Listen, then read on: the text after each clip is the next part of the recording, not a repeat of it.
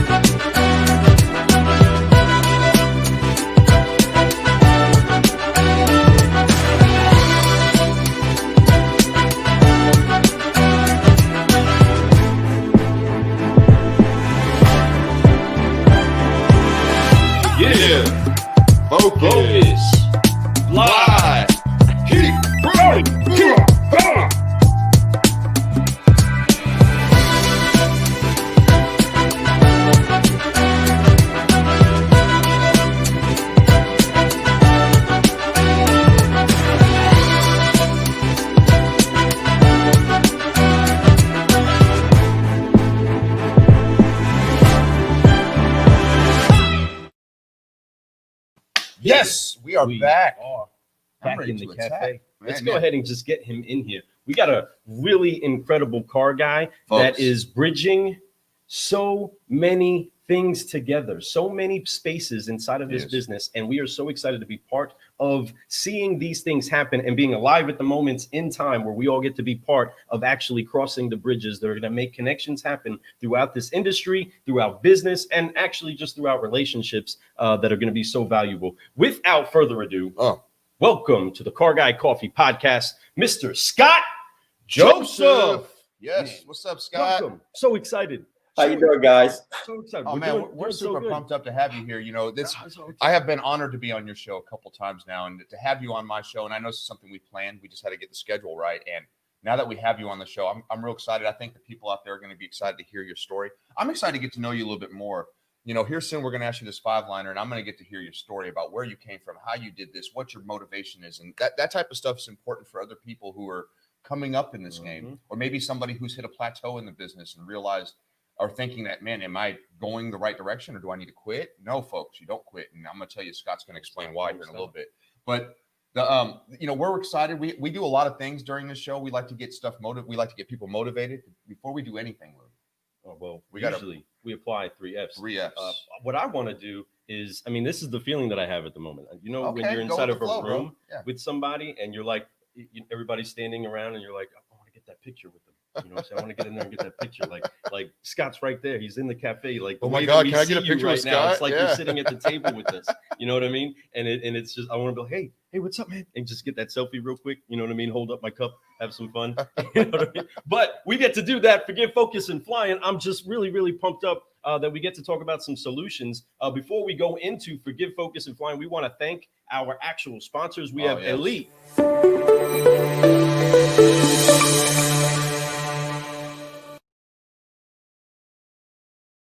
Have the Think Ag Group. You know what's going on. If you want to get a hold of Elite FI, you go to www.elitefi.com, elitefipartners.com, or go to thinkaggroup.com. Make sure you guys check them out, man. They are solutionaries out there doing some stuff, much like the J&L Marketing company that we're going to be talking about today.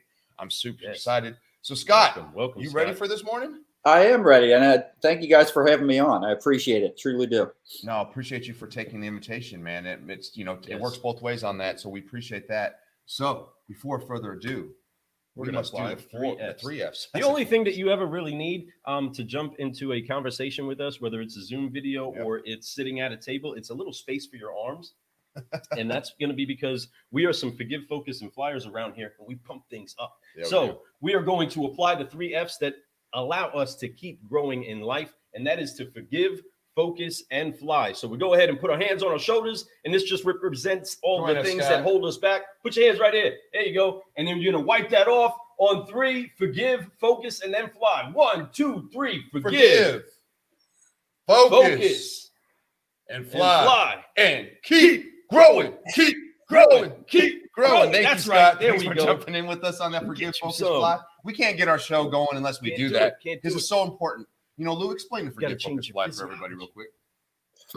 Well, you see, the weight of unforgiveness is something that sometimes we pile on ourselves. Yeah, we do. And we allow the things that happen inside of our day to actually get piled on us also. So it does take an intentional effort to wipe that off, but it often occupies your hands. Your hands can't be on the plow if you're carrying the load of unforgiveness, and if you're carrying the load of failure or whatever it is that is a baggage. You have to wipe that off.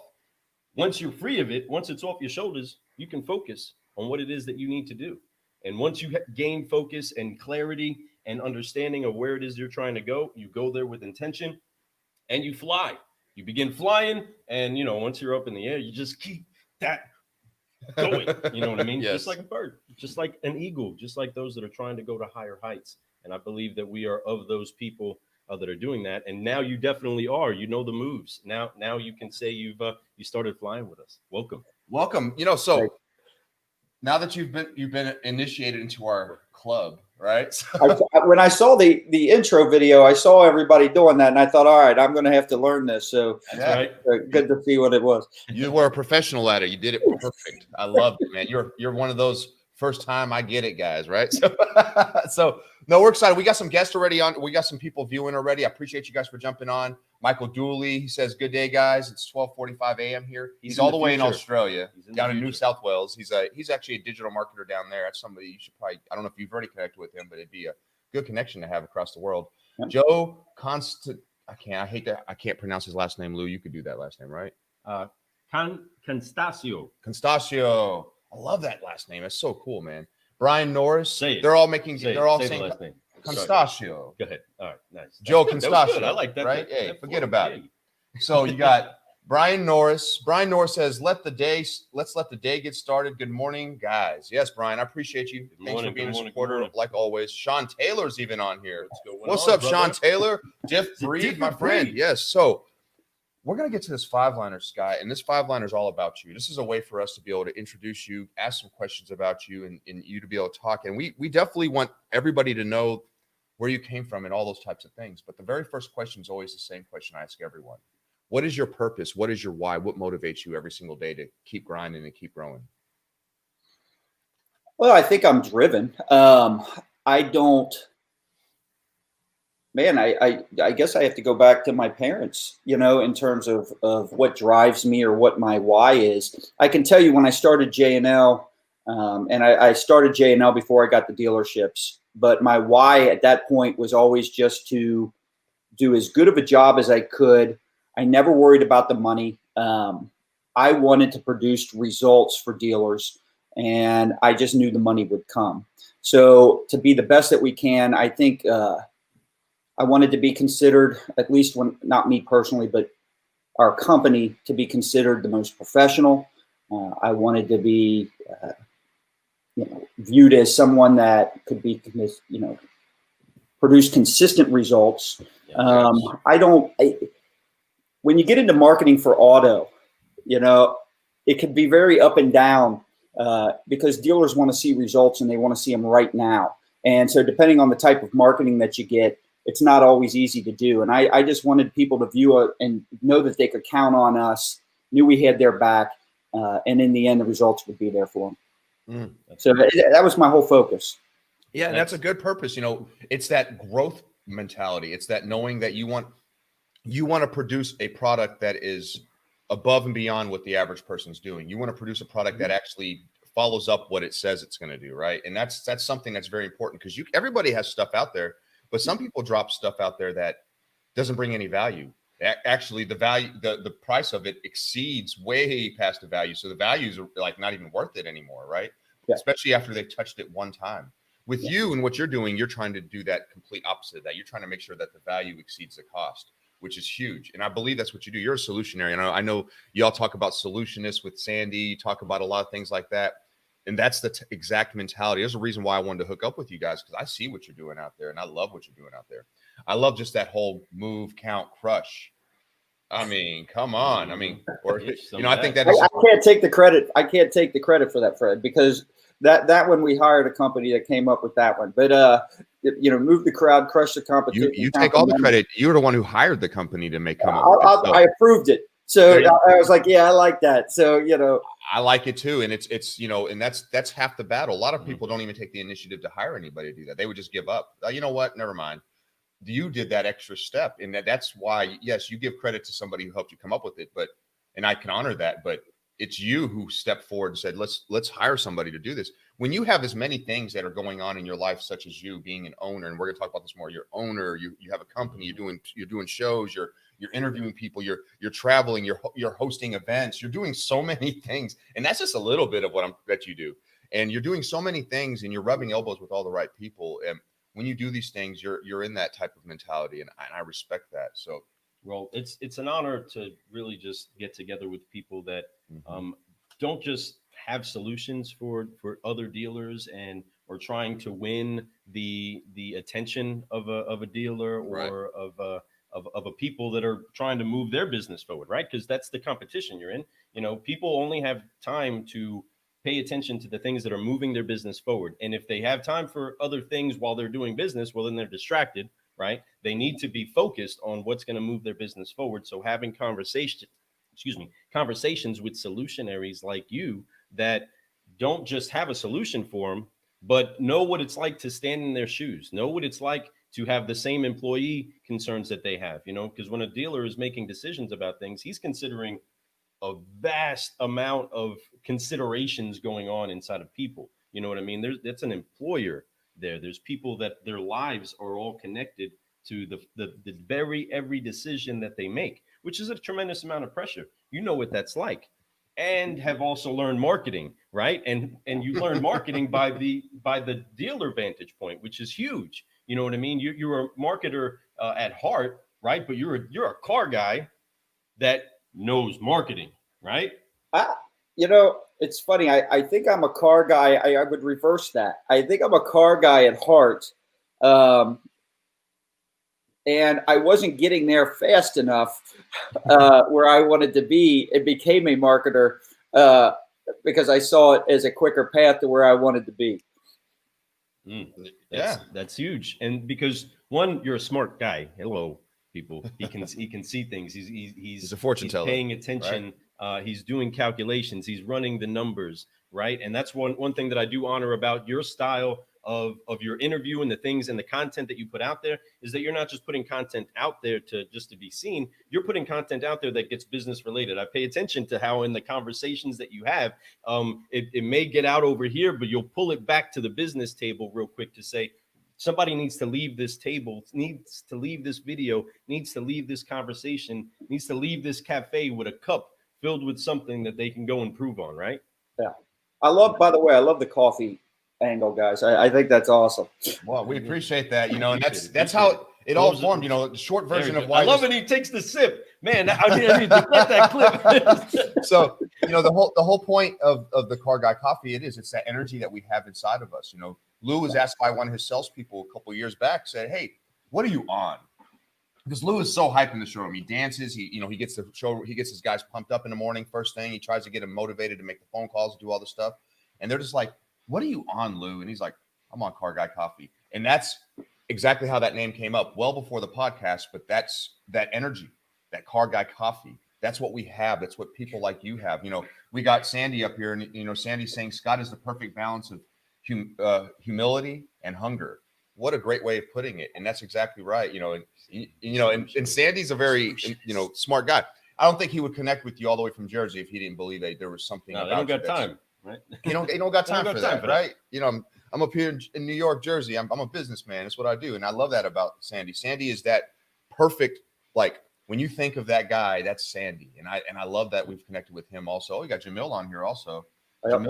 Jamil's saying, Scott wishes it was the afternoon, though, not a morning person. Scott, you and I are cut from the same cloth on that, man. I am not a morning person much myself. He knows I don't like mornings much, but you know what? I've gotten better at the mornings because I started doing interviews. Let me tell you something about Jamil. He likes to give me a lot of shit, but am I allowed to say that on here? By the way, you speak as much as you want. Right, so, you know, when the COVID hit, you know, the Rona, whatever we want to call it, I'm up at 4:45 every morning, working out, saying my prayers. I'm not to sound like Hulk Hogan, but that's exactly what I was doing. All right, saying my prayers, eating my vitamins, exercising every single day, starting at 4:45. Jamil was still sleeping. Sometimes I'd already have half my day done. I'd call him, and and he was just. I had to call him to wake him up. So pay no attention to him. I had understood. Jamil, look at you. Got called out. No, that's another. And I haven't had a chance to speak with Jamil as much as I've talked with you and Sandy, but I need to speak with Jamil some. Maybe try to get him on the show too. But that being said, man, we got a lot of people jumping on right now, making some comments. We got Evelyn Kelly with the Think Ad Group. She says, "Joe, same here, but I've tried exiting and reloading, and it fixed it. Strange, right? Yeah." So then we got Jake Bishop he's actually up there in Louisville over at Bob Hook Chevrolet. He's a rep up that way. Yeah. He's also got his own little show. What's up, Jake? Good morning. I appreciate you for jumping on here this morning. And Sandy hits us with the LOL. Sandy's having fun. I love it. Bob Hook Chevrolet was one of the very first pitches I made for J&L Marketing, probably in the first 5 people I visited to try and sell our program to. Wow. I didn't get the deal, though. Every opportunity helps you get better with the next one. Right. Yeah, and I could say that I actually had opportunity. This was probably 10 years ago, and I actually got them to do some marketing and advertising in a staffed event back when they had their Shelbyville store.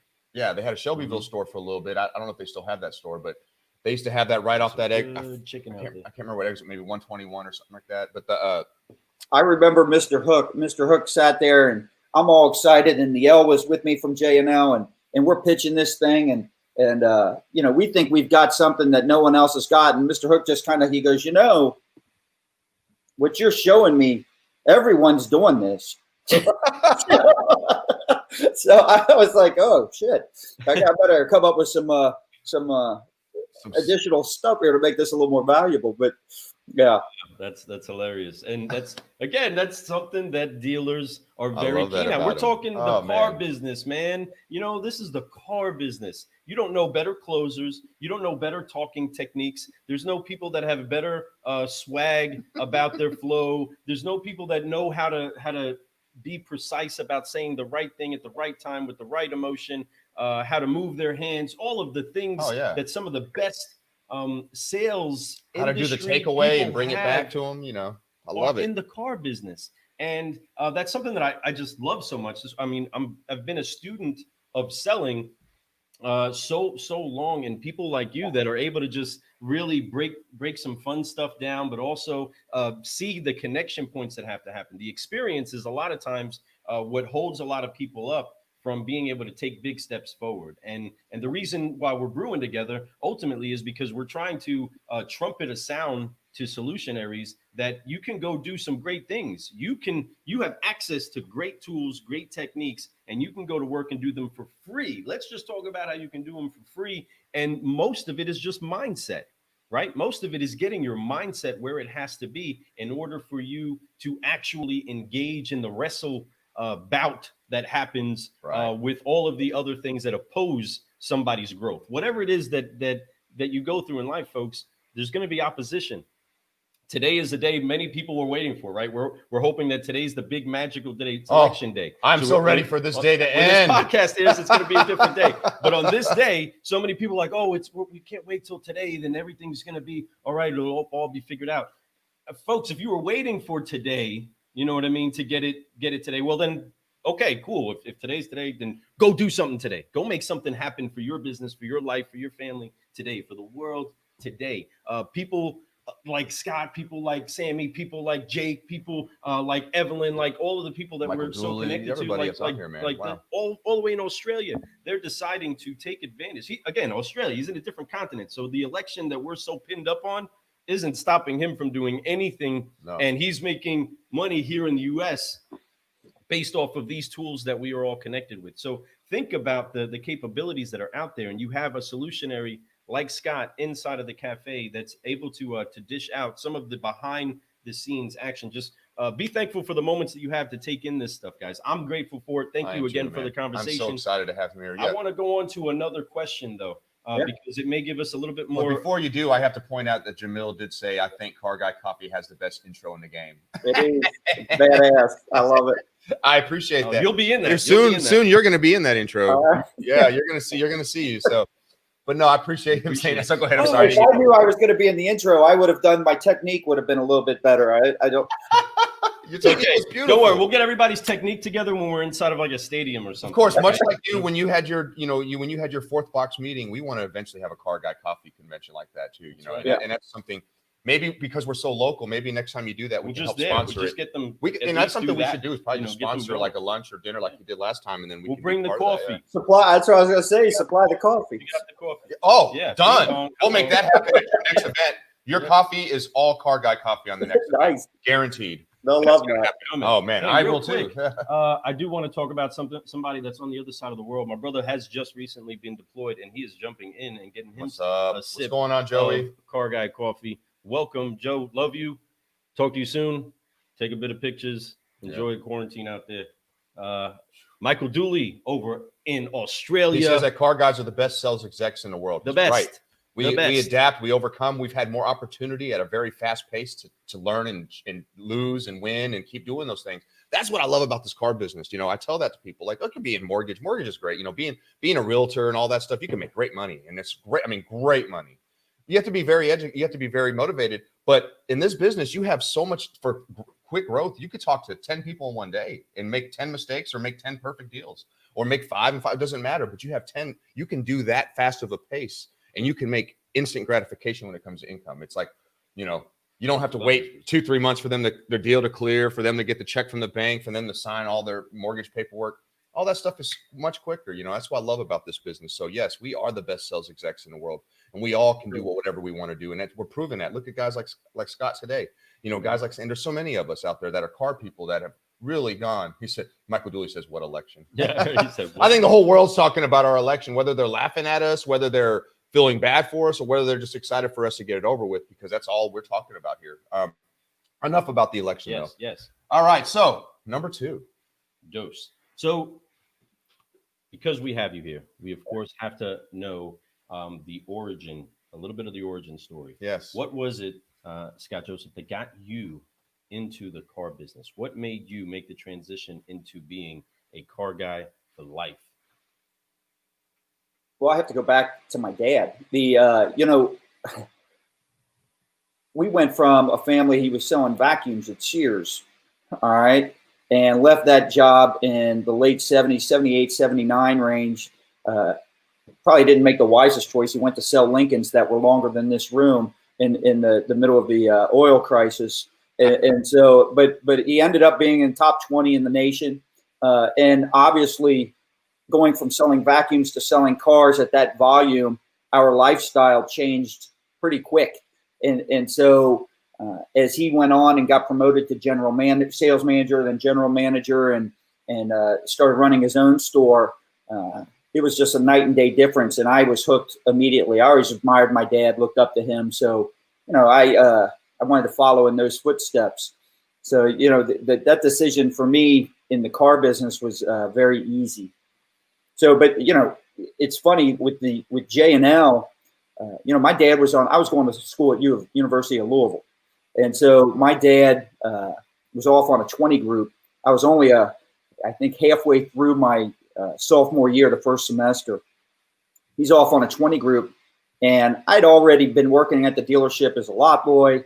I don't know what we're calling them now, but lot boy at the time, washing cars, taking my lunch break, watching sales training videos, and trying to convince him, let me sell. And he'd never let me do it. So he's off on a 20 group one day, and I just sat there and said, you know what? I'm gonna drop out of school. I'm gonna start selling cars. I called up he was a finance manager who was getting ready to become a sales manager at Jeff Weiler Chrysler Plymouth in Suzuki up on Beachmont Avenue at the time, up in Cincinnati.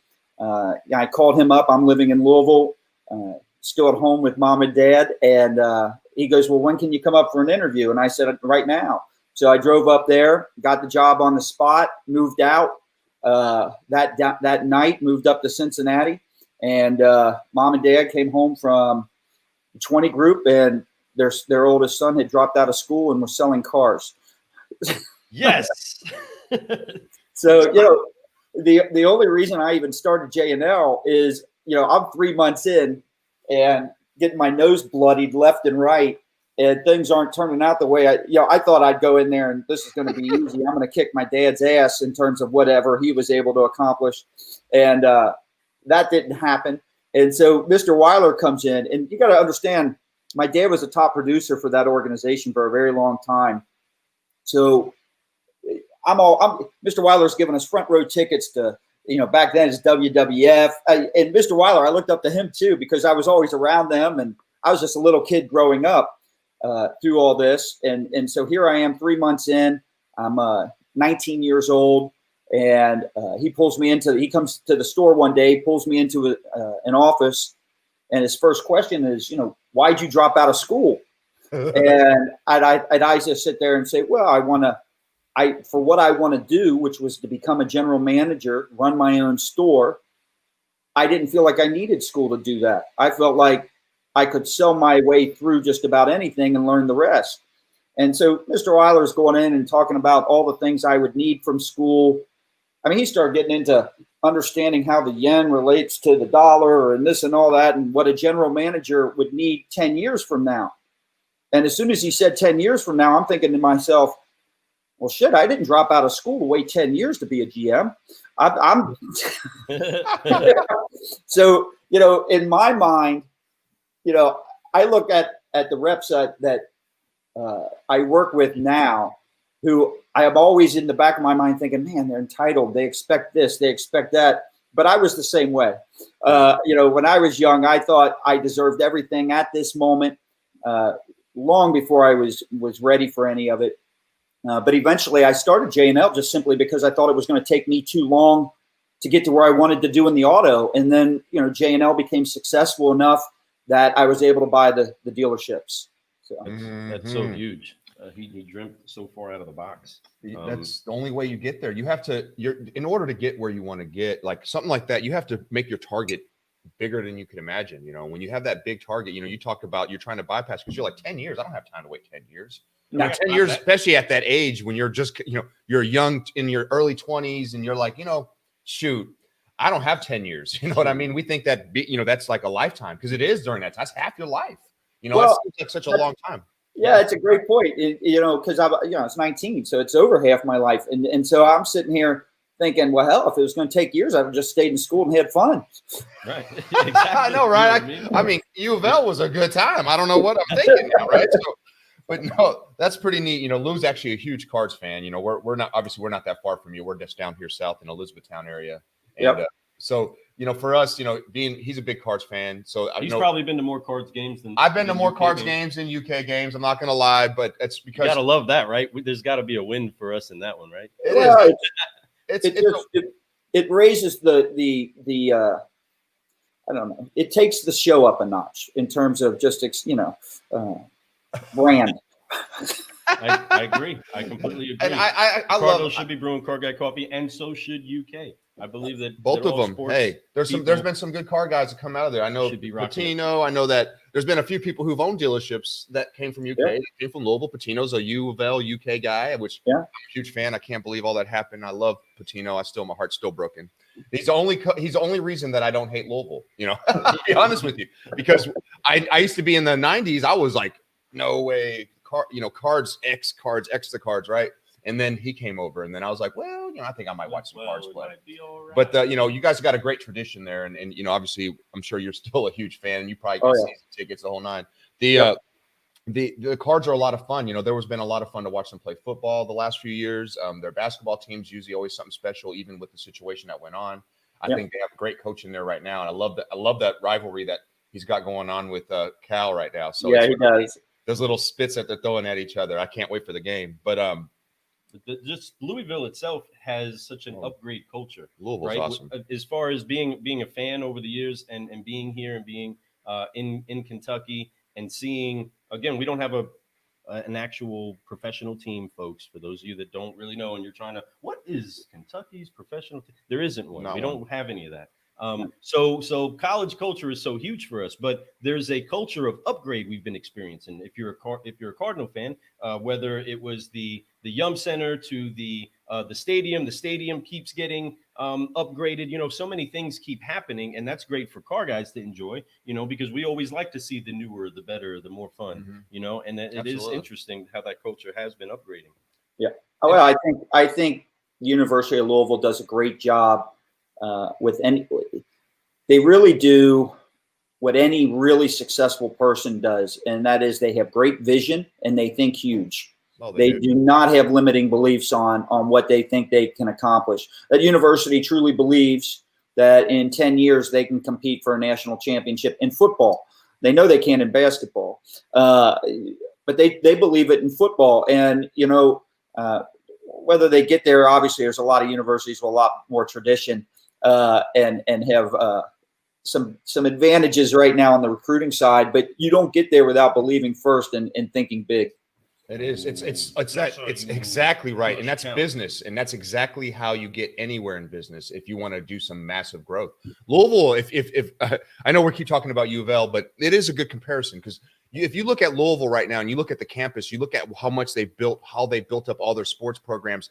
They built up all their programs, how they made the campus look way more appealing, how it's easier to walk around and get to all the games for all the students instead of having to take buses over to the fairgrounds and stuff like that. Right now that's all right there. They can walk to the football stadium, Cardinal Stadium. They can go, Yum Center's downtown, but man, I tell you, Yum Center is special.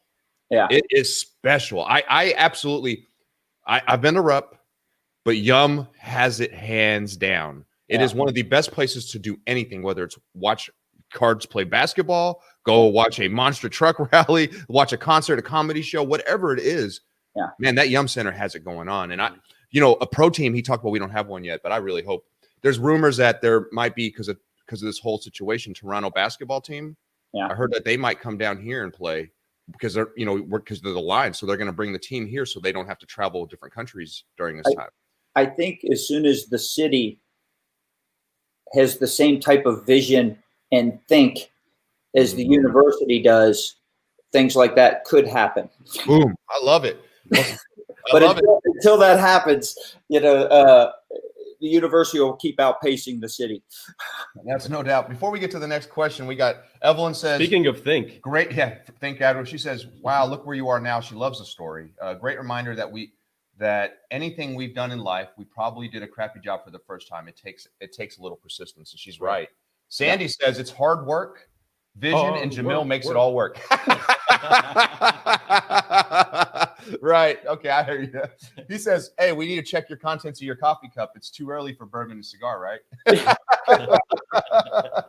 Well, not on election day. Not. No, I think it's never too early. Today, right now, it's not too early. Let's see. And then Sandy says, "Vince Tyra, great leadership at U of L." That's right. I'm glad I'm on here on election day. I don't know. Yeah, that there are so many people that worry about this result, and or are hopeful that they get the result they want, as if everything's going to change for them. And it's if that's your mindset, boy, you are really one of the advantages I feel like I have in interviewing all these leaders for the podcast is you really get exposed to the way very successful people are thinking. So, hopefully your audience views this episode the same way, but but I will say one thing that they all have in common, and I'll steal a line from Tony Robbins, and that is they expect the best, but they are prepared for the worst. And if you expect the best, right, you're positive, you're confident, you realize that none of this outside crap matters.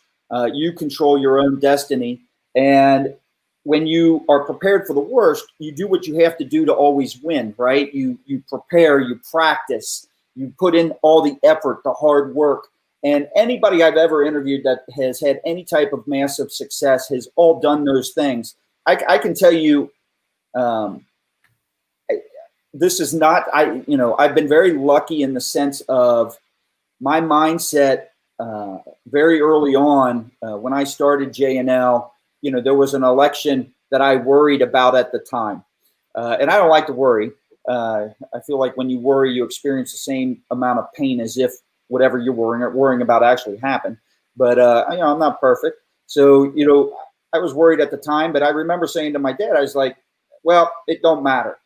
Give me the rules and I'll beat anybody else that I'm competing against. I just need to know what the new set of rules are. So, that's all that matters, because it's not who wins this election that's going to make or break your company, your sales, whatever it is that you're trying to achieve. Because the things that make people successful are things that it doesn't matter what the rules are. It's the preparation, it's the vision, it's the dedication, it's the passion. These are virtues. These are things that the outside world has nothing, it has no impact on any of those things. So, I'm glad we're doing this on election day. Yeah, I am too. And I'm glad to have you here on election day, because those points are exactly right. What he just said there, you only have control of what you have control over. What the election results are, you can go and vote, but what control do you have? So don't focus on things you don't have control over. Focus on what you do. So now when there's a new set of rules out there, I love how you said that. When there's a new set of rules out there, you just got to adjust to those rules and then crush the game from there. Come on. It doesn't matter. People who are successful and people with the right mindset will always be successful. We've all been alive long enough to seen plenty of presidents, different economies, different ways of people budgeting, how this world's going to be. But we've all made it, and we've all done extremely well. I've made it through every type of administration as an adult that I could imagine, right? Crazy stuff. Yeah, the most successful people, doesn't matter what, because they're going to always outwork you. Right. They're always going to out prepare you. They're going to do what it takes to win. And so the goal might change, the goalpost might change, but it doesn't matter. That's exactly right. Sandy says it right here. He says, success mindset is about possibility and abundance, then taking action. Action is key, because you can have all the positive thoughts, you can have all this stuff, but if you sit there and just watch things happen, you maybe get lucky and get some scraps on your lap. But if you want that full meal, that steak with the potatoes and that bourbon sitting there for you, you need to put that action in. That's how you get all those things. That's how you're able to sit down at a place like Jeff Ruby's and enjoy whatever meal you want and have as many drinks as you want while you listen to the piano man playing his thing. Sandy Cerami's coming into town next Monday, or this coming Monday. So we'll probably be hitting Jeff Ruby. You bring up Jeff Ruby's, we'll probably be hitting that at least one of the nights. You have to. Well, when you guys do, let me know. Okay. That's where the action takers eat. We have a lot of amazing people jumping on here. You got, let's see, Michael Poros. He says, ask him his favorite bourbon. So what is your favorite bourbon? Wow. So it's easy to say the Pappies and stuff like that. But I would say anytime I do blind taste test, and this bourbon always wins for me by smell and taste, and that would be Weller 12. Oh, buddy. So pound for pound, price is no thing, because Weller 12, if you're able to get it off the shelf, is not an expensive bourbon, but phenomenal. Weller 12. I'm gonna have to try that. I've tried some Weller. You know, I'm gonna have to be honest. I was very not hip to the bourbon game until a few years ago, because I would just drink whatever. Like, give me some Jack Daniels. That's not even bourbon. I apologize. Give me some Jim Beam. Give me some of this, right? And or the typical, like you said, if you can get some Pappy, wow, get some of that. Obviously the Woodford is kind of a popular brand. That's a good standard brand out there. That's just, you can't go wrong with Woodford. But now I'm really starting to get into the Blantons. I'm getting into the, I tried some Weller and I was like, wow, first time my warranty rep used to bring me a Weller's every year. And I used to just let them sit there because I was like, that doesn't even look good. and then I busted it open and I drank some and I was like, oh my, this is actually very lovely. Yeah. It does. Weller has a good taste to it. And I've never tried the 12, so I'm gonna have to try it. Well, you can't find it. It's hard to get. So, you've gotta get on those Jamil, he can help you out. I'm sure. The good thing about Jamil helping you out is it might take you a year for him to get it down $5 somewhere, but he'll find a way because every dollar matters. I like it. He doesn't factor in the time that it takes that he's searching all that. He just wants to win and say he got $5 less. That's a compliment and a jab at the same time. I like it. It's like, hey, good job. Whack. Get you some. Yeah, but friends are friends, and that's how it goes down. That's right. That's how you do. Oh, yeah. That's exactly how you do that. That's what's great about the car business, guys. If you're not giving people shit, first off, if the people that I work with, if I'm not giving you shit, that's when I probably don't like you. Mm-hmm. Because if I'm giving you shit, it just means I like you that much more. Oh, I know. I think that makes the business fun. It does make it fun, especially amongst friends. When you have that friendly fun with each other, business partners, coworkers, peers, even employees, whatnot. It's fun to poke that fun at them and right back, because I expect it back. Much like you do. I know they give it to you too. I've seen it. I've been there. I've heard them talk about all your blazers and all your jackets and how much money they say with the money that he spent on his sports coats alone, we could probably buy a dealership. I mean, seriously. When I in my younger days, when my son was growing up, we used to play paintball out in this field. They called me the Investinator instead of the Terminator because I had this gun. I mean, it was like it was almost like a paint hose.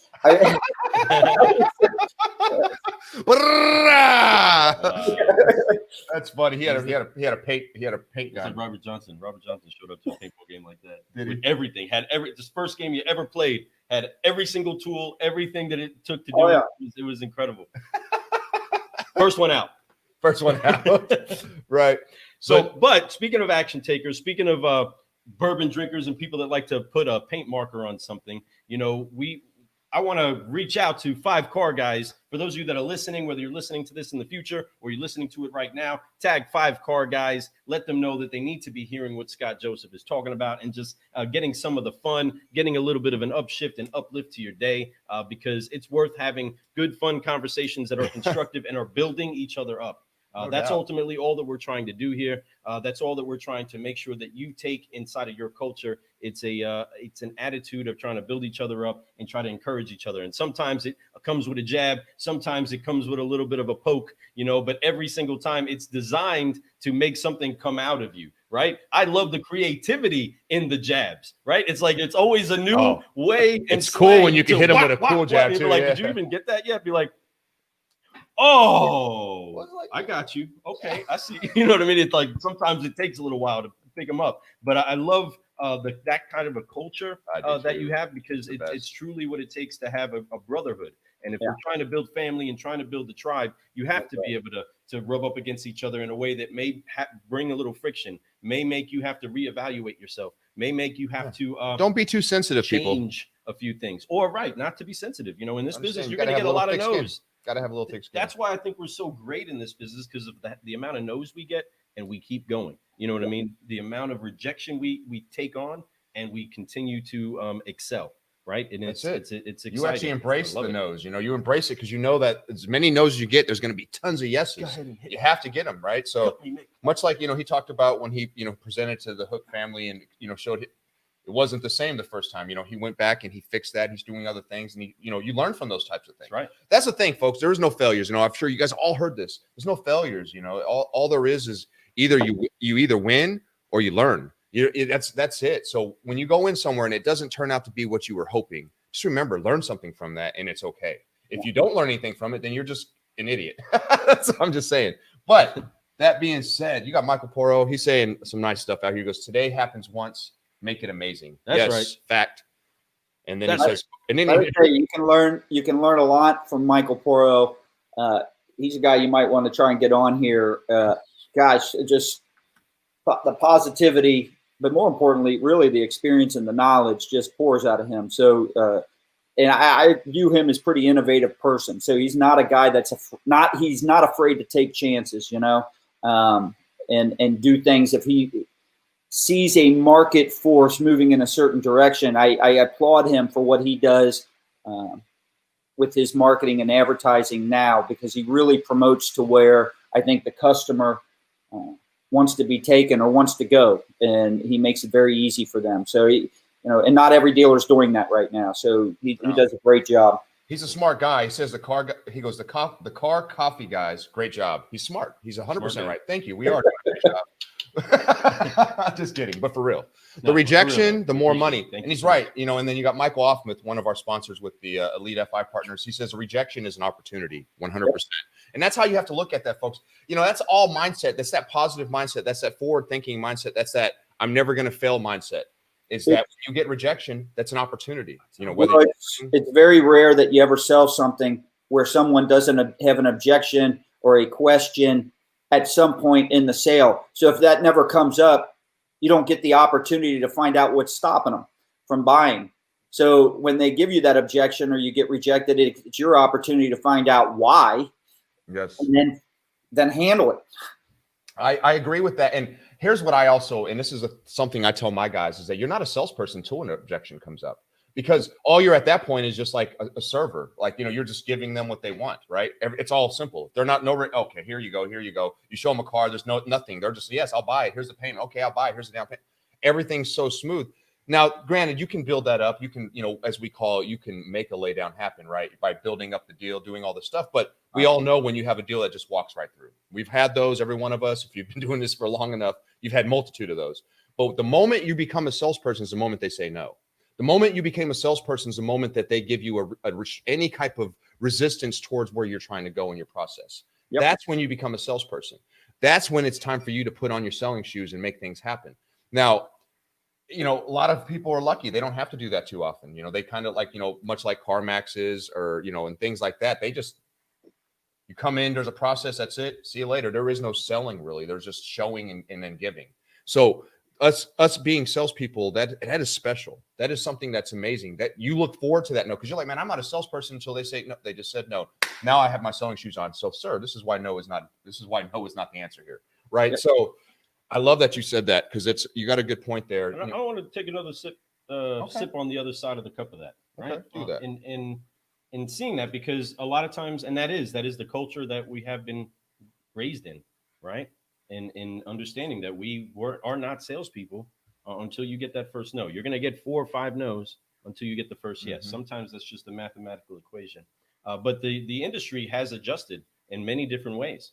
So the person that's selling, sometimes when you're the biggest ninja is when you take away the no's before they even come. Yeah. You have most of that already handled before they showed up to bring the no to the station. And that's where, like, if you master, like, you got to learn your 10 steps. But if you master 1 through 6, 7, 8, 9, 10, just roll on through, right? You go ahead and make it to the next level if you remove a lot of the no's that they have. So there's a fine art that comes in between it, and a good salesman knows what no's are going to be coming, knows where the objections are going to show up, right? They expect the best, they prepare for the worst. So they understand, I've done this long enough where I've prepared and worked hard to know that I'm potentially getting this. I bring them up. If I know I'm getting a certain objection, I'm going to bring it up before the person I'm pitching to, and I'm going to frame it the way I need to frame it in advance. So much easier to handle something in advance than to try and change someone's mind. Right. The last one that we want to be surprised at the table is you. I don't want to be too surprised when we sit down to have this talk. I want to already know which questions are going to go here and here per what I'm getting ready to say. You know, I want to have taken those away in the earlier steps, in the earlier rapport building, in the earlier qualifying, taking a lot of those things away so that I can assemble it. Now, the industry also has adjusted. For some people, once the client starts getting a no, they're not going to get what they want, they scroll to the next. Right. So the way that people are operating now, if they don't see what it is that they're getting, in a lot of cases, they already know they can skip, they can close that window out, click, go on to somebody else's website, and they're doing that until somebody streamlines them and gives them exactly what they're looking for what they want to spend, for what they want to pay. And they're trying to remove that conscious thinker that is prepping themselves in the morning to have that no hit them. They're interacting with the computer that's like, nope, that's not the number.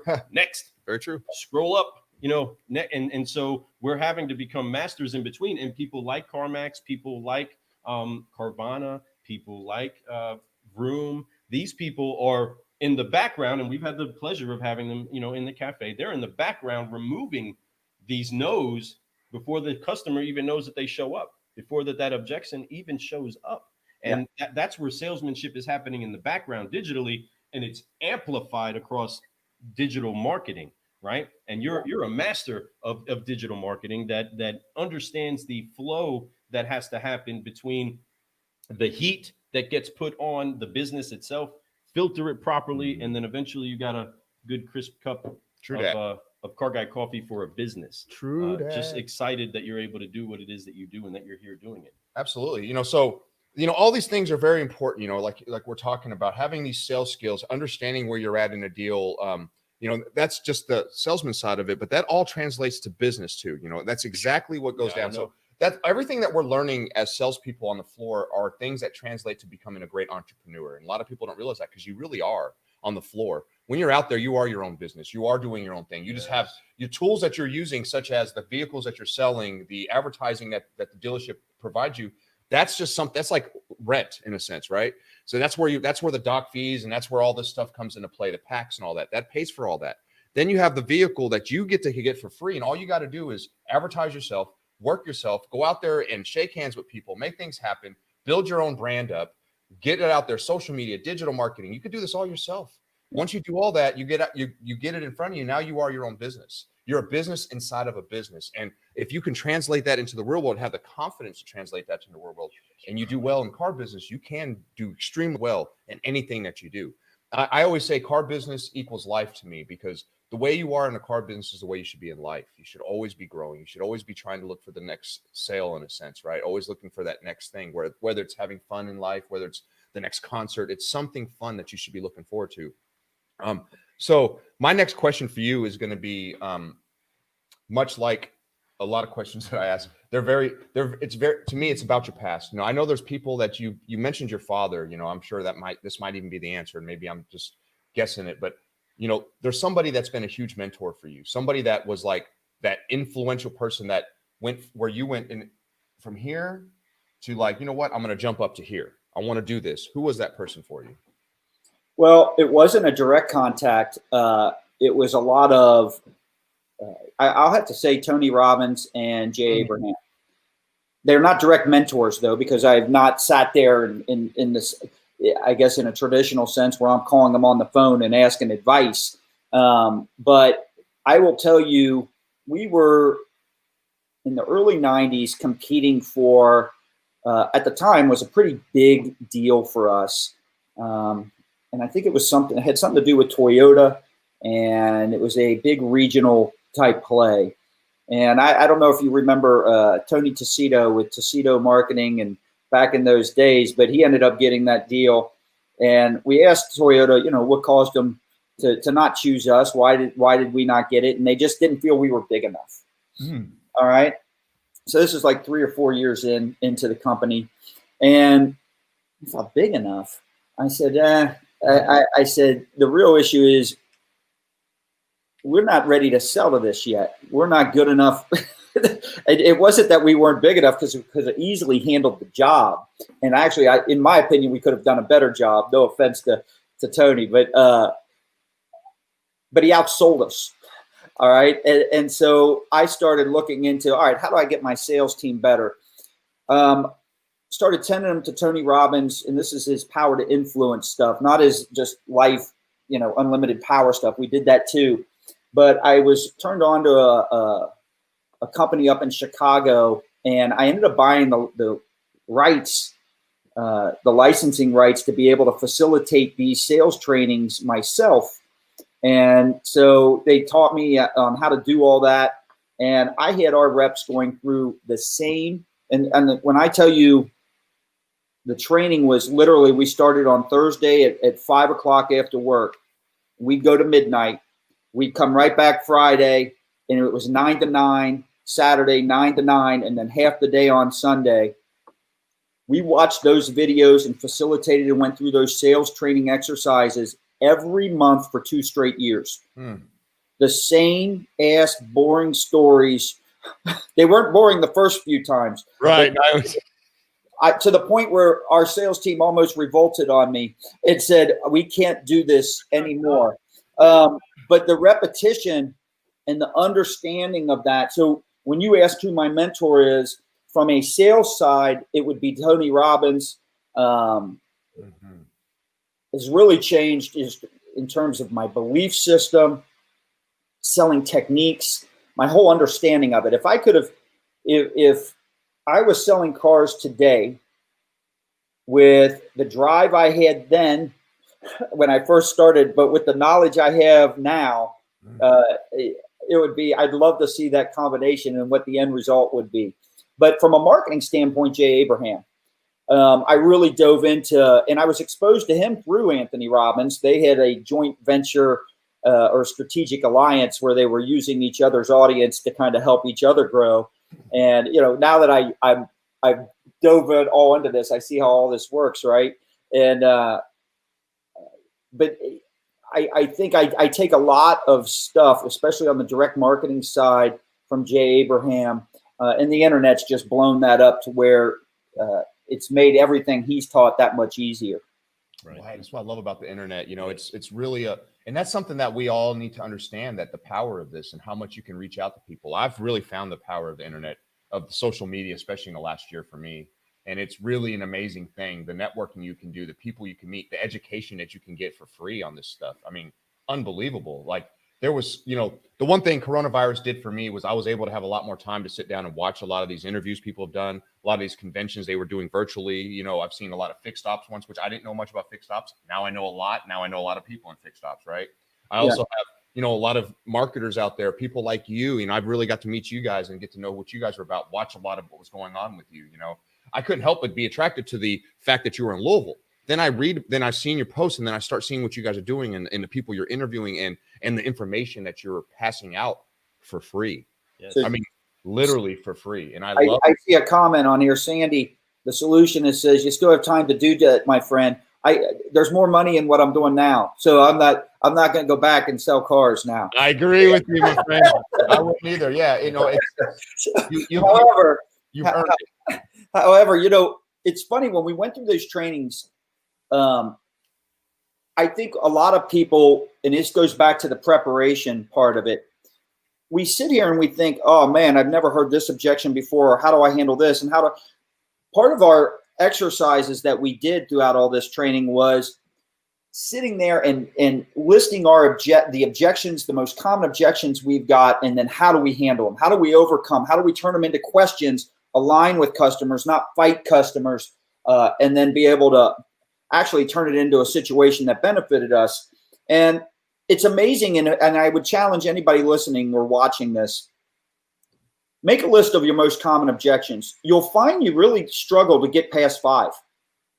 So what you're really trying to learn is not that monumental. There's only, and it doesn't matter what you sell. We all get the same objection. It costs too much, or, compared to this, it just doesn't, there's not a lot of objections that are out there. And so what you have to prepare for isn't as monumental as you think. That's right. No. You just have to actually know what it is that you're going to be facing, acknowledge it, right? You have to pull that out. And a lot of that is asking your salespeople, right? You got to ask your salespeople, what are you hearing? What is it that you're going through? Let me see. We got so many people that are jumping in. Sandy. No, he says he didn't mean that as you go on the sales floor. He meant that as applying to J&L, right?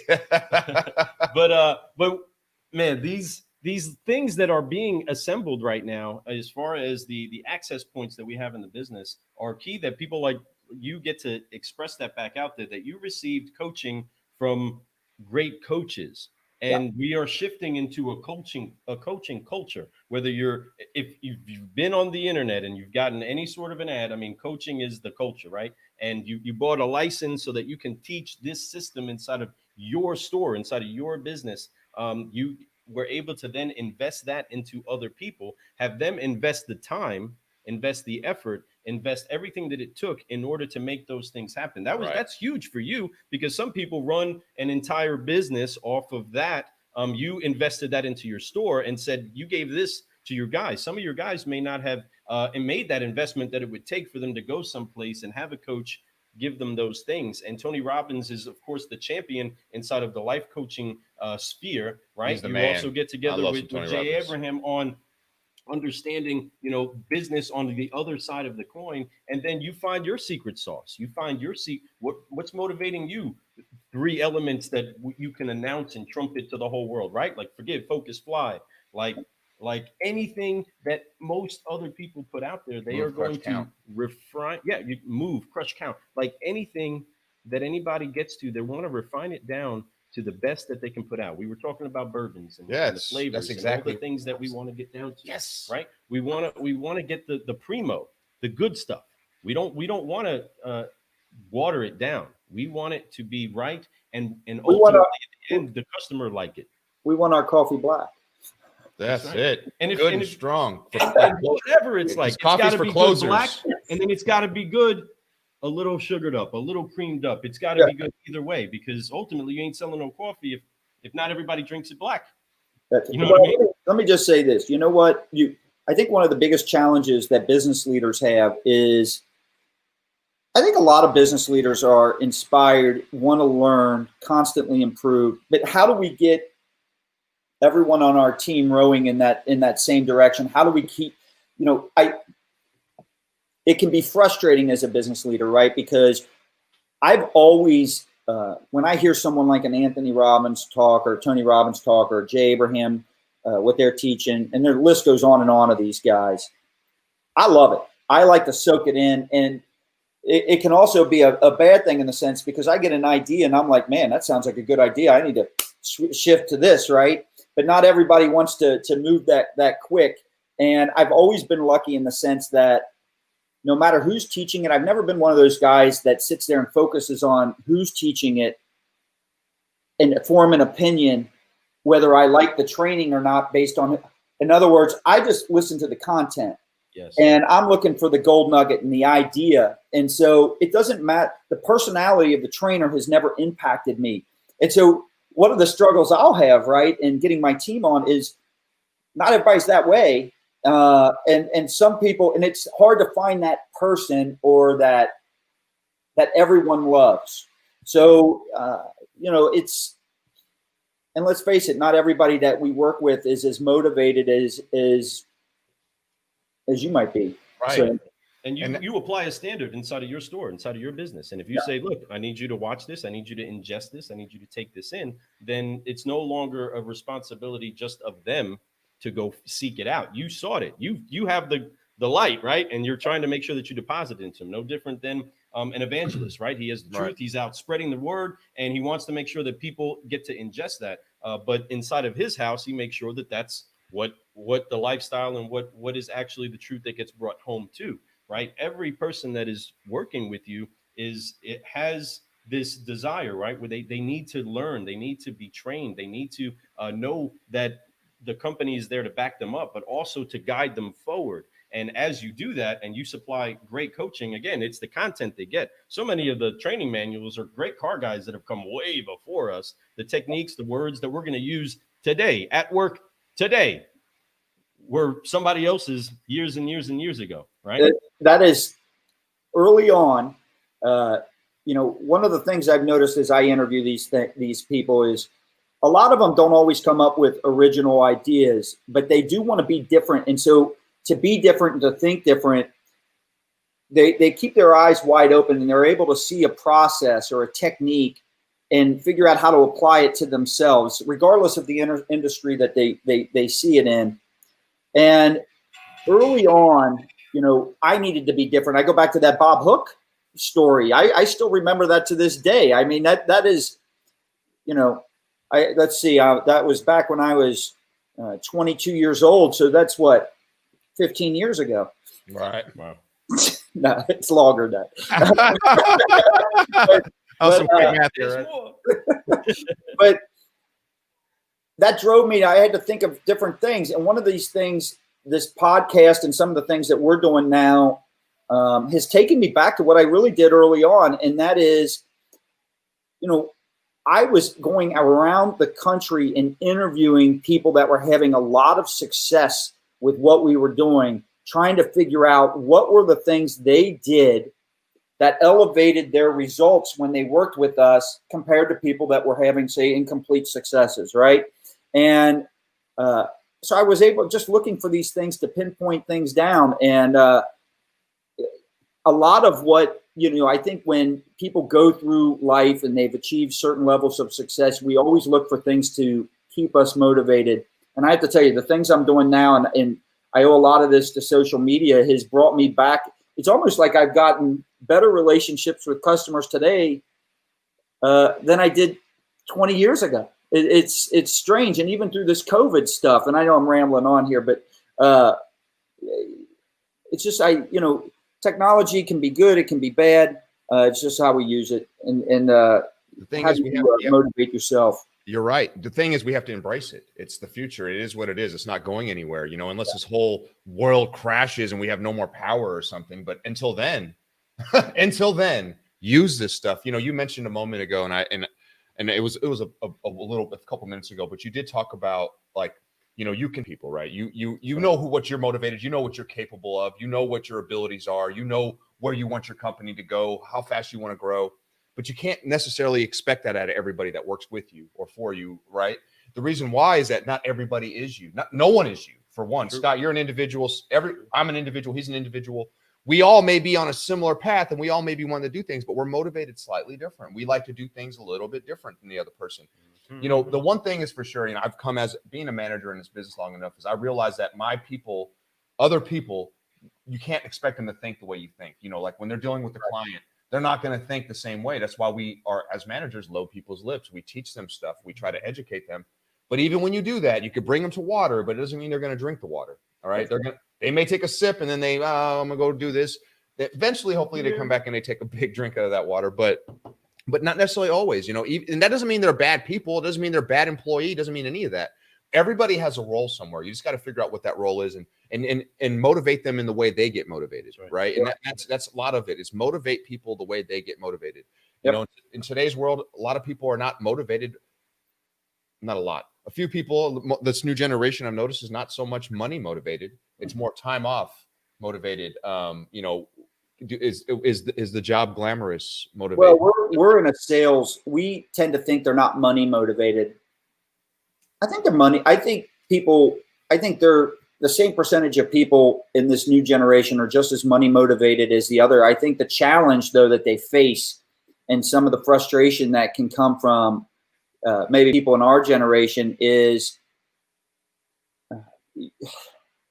social media has done a great job. One of the bad things about social media is conditioning the younger or this newer generation for instant success and gratification, and they really don't like rejection. There you go. And I don't know if they handle rejection well. And so it's one thing if you're motivated by money and you're in sales, if you're afraid to be rejected, that's an internal conflict that you've got to solve now, because selling's just about how do you handle rejection and keep moving forward. So I interviewed Tom Bullitt on the podcast from Bullitt, yeah. Shameless plug, but from Bullitt Bourbon, and I watched that show. That was a good one. Let me tell you something. His book is great, and what I love about his book and the message, Bulletproof, was that he describes himself when he fails. he's been lucky or fortunate enough to always fall uphill, fall forward, and so if you're afraid of rejection and you don't respond to that well, man, sales, anything in life is going to be tough for you. That's it, man. And that's more of that negative mindset. The positive mindset is this: bad things happen to positive people, but they feel like they're failing forward instead of backwards. The negative people, when they fail, to them, they're failing backwards. It's over. Right. It's done. I suck at this or whatever. Unlike, much like, when you're, interviewing somebody like Bullet or anybody like you, even, when we're sitting here talking, I know that you fell forward. You don't fail backwards. When something happens, you're not looking at it as a failure. You're looking at it as like, wow, I can learn something from this. I can't wait for the next opportunity because I'm going to do it better. I'm going to do it stronger. I'm going to go harder, I've been very lucky in that sense that, and I don't know why that is. Like, I've never really thought about it, but I remembered in some of the early Anthony Robbins, I was up in Chicago and we're going through this intense, I'm one of the participants now in one of this 3 to 4 day things. And part of it on the Unlimited Power was going through what they called the Dickens pattern, where they make you, we stood up with our eyes closed and had to really dive in deep, where we were, the Christmas past, Christmas present, Christmas future, and basically walked us through our life, all the things and man, there were people crying and in this room. And I kept thinking to myself, because, they make you take you forward. If you keep going down this path, here's where you're headed, right? And it wasn't always pleasant, but I just never viewed anything bad. I was like, why are these people crying? And we all have bad shit happen to us. It's how you perceive things, because any one thing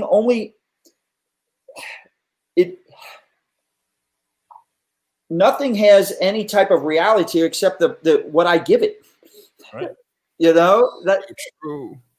And it's fundamental sales. And that's why you have that smile on your face. That's why you enjoy your life. That's why you're doing some amazing things. And you're still young. You're going to have so much stuff that you have left to do and to show this world. And I'm excited to, that we've become friends and that we network together now, and I'm get to see this happen. And like I said, I know this guy. I see, look what Scott's doing. Look what Scott Jessup up there. Right. So, I know you're definitely in a major growth spurt right now. And I've seen that, like, even more than you think, maybe you even know. I've been paying attention and I see what you've been doing and I love it. So I'm excited to see this. I'm glad that you're here today. So you are a champion inside of the sphere that we are taking notes from. So I do want to ask real quick, because you touch a little bit on a couple of points where people are seeking things out and people don't know whether they have a personality that they're going to like. So they don't know if people are actually going to be able to invest in them. So they may not invest in themselves because they don't have the certainty of whether that person's going to be a great mentor for them. You brought the culture in there. I'm just trying to bring a recap, folks. We've been talking for an hour and there's a lot of great nuggets that he's been able to put out here. But in this culture where business is now shifting to where people are not necessarily having to go out to, they can go to the magic box and they can search out whatever it is that they want to find. But the businesses have now fine-tuned a tool to be able to seek out their audience and get them engaged in the palm of their hand instantly. This is different than what radio necessarily does. This is different than what television does and commercials, right? The entire West has changed, and the power of social media is still somewhat, like we said before, the wild, wild West. There's a lot of things that you can do to get the audience of your customer right away. Some real ninja stuff, right? And dealers are learning that. And the car business has been a little slow to turning to giving that its due attention, right? It's been working. This is good. We're just going to keep doing it the way that we've been doing it and move on, right? Have you seen a lot of that going on? I'm sure, right? It's amazing when everyone got locked down, how quickly they pivoted, and all of a sudden we're able to do things completely different than, with a lot less people than anything they had done prior. My concern is that there are some stores that I have very good relationships with, and some of them I would consider mentors now. Adam Aarons I love talking business with Adam Aarons. Has owned some Subaru stores up in the Northeast. the Patriot Group, Patriot Nissan, Patriot Subarus, and just great operator. And so he's learned and taking new processes from COVID, and he's moving forward with it full steam ahead and is not going to go back. But I am seeing some people kind of fall back into a little bit more of that comfort zone that they had prior. And it's not where the market wants to go. And so, you know, I think we're creatures of I think comfort zone's the right word there. I mean, we're comfortable doing a certain thing, and until customers flat out demand it, and or you're losing so much market share, I think in the end it's the customer that's going to drive any type of real change.